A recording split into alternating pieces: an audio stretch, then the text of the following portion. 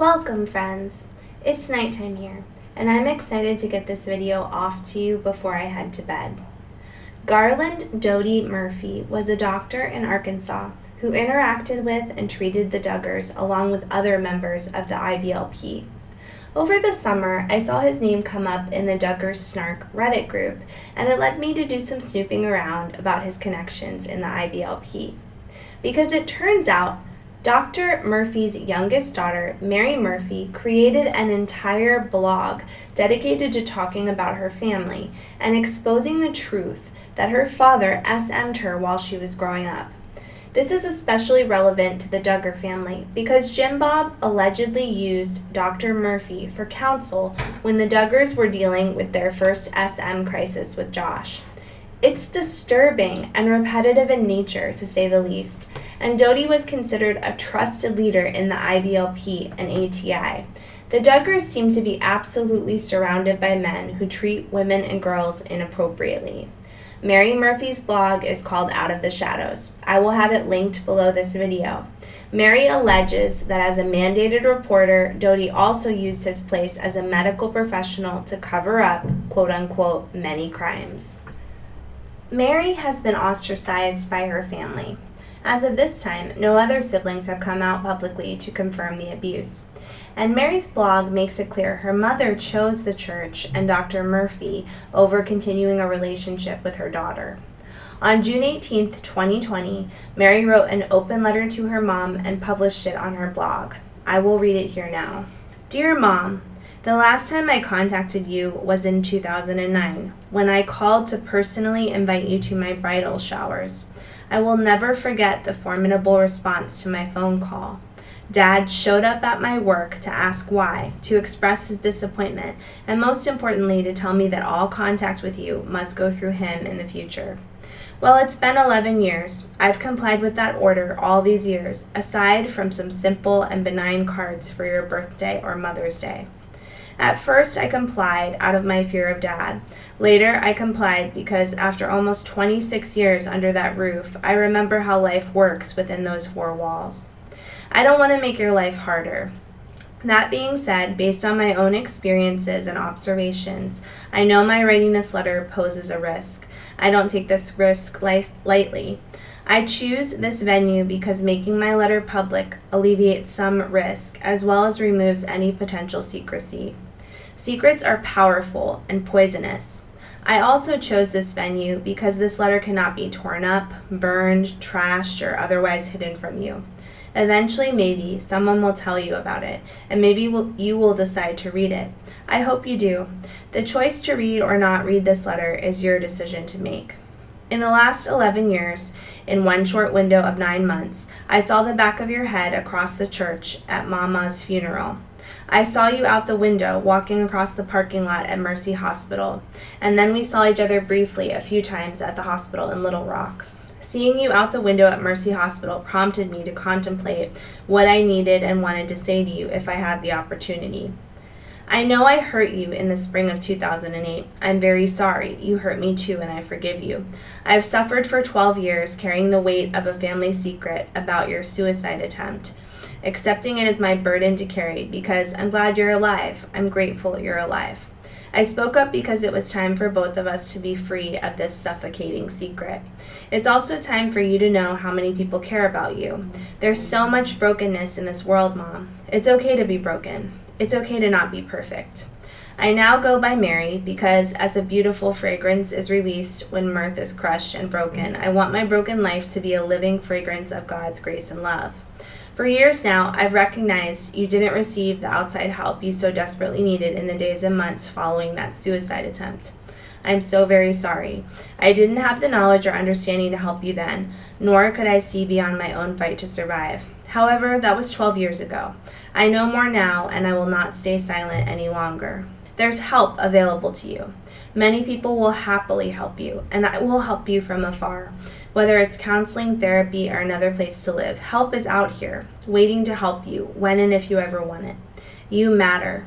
What do you need in order to heal and to feel safe now and in the future? Only you can answer those questions. You need to decide.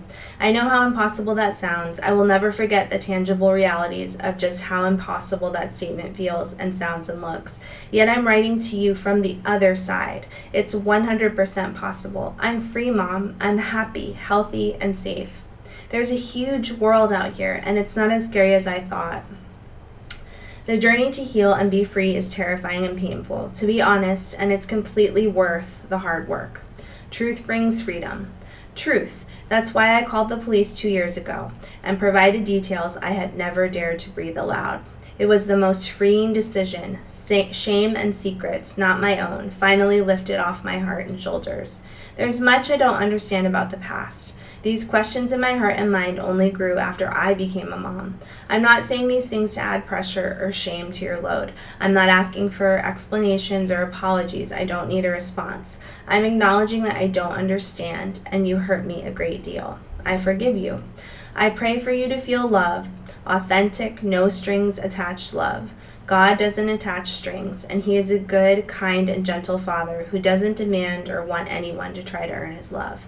I love you, Mom. Your youngest daughter, Mary Ann Phyllis.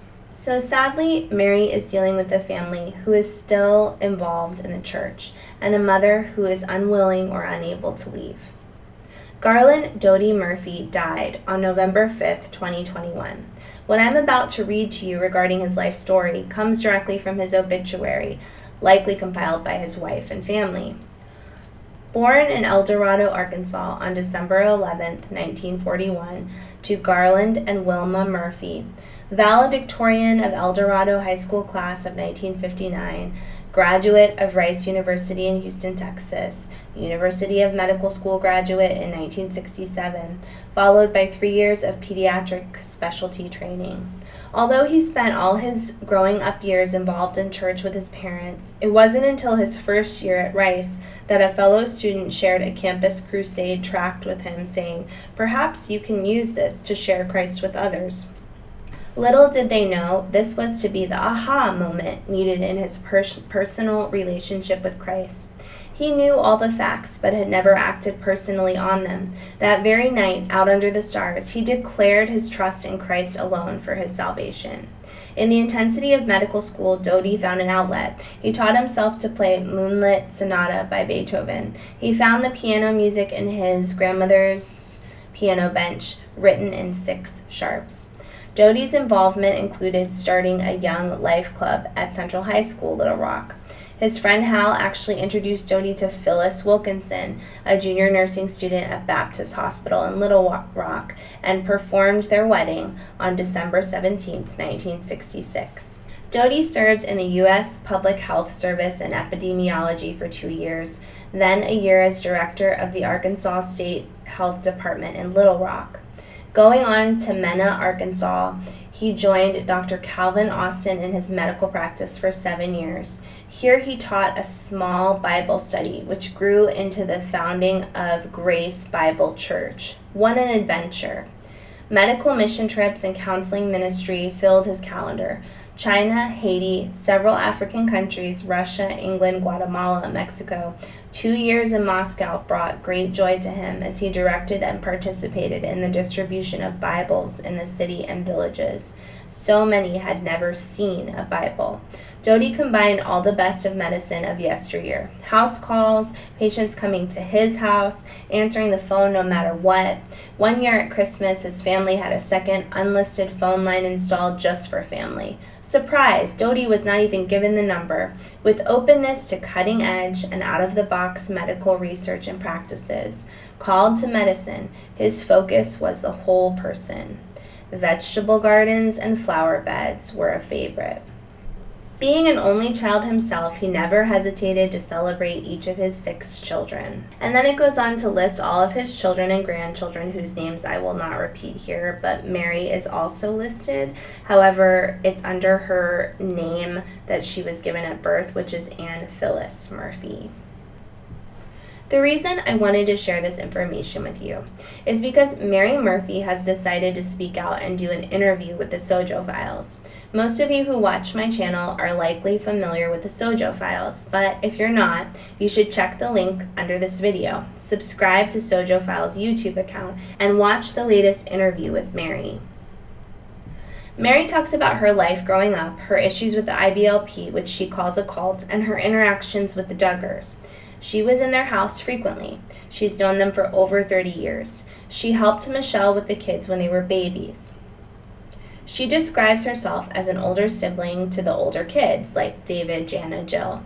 Mary claims that Dodie was the campaign manager for Jim Bob's U.S. Senate campaign and delivered Ginger and a couple of other kids at home for Michelle. The 5 older Duggar girls were going to be the light bearers in Mary's wedding, but the wedding was actually called off. Mary confronted her parents about the control and hypocrisy she felt she was living under, and she was kicked out of the house at that time. She was then seen as a black sheep and no longer allowed to be around the Duggar kids.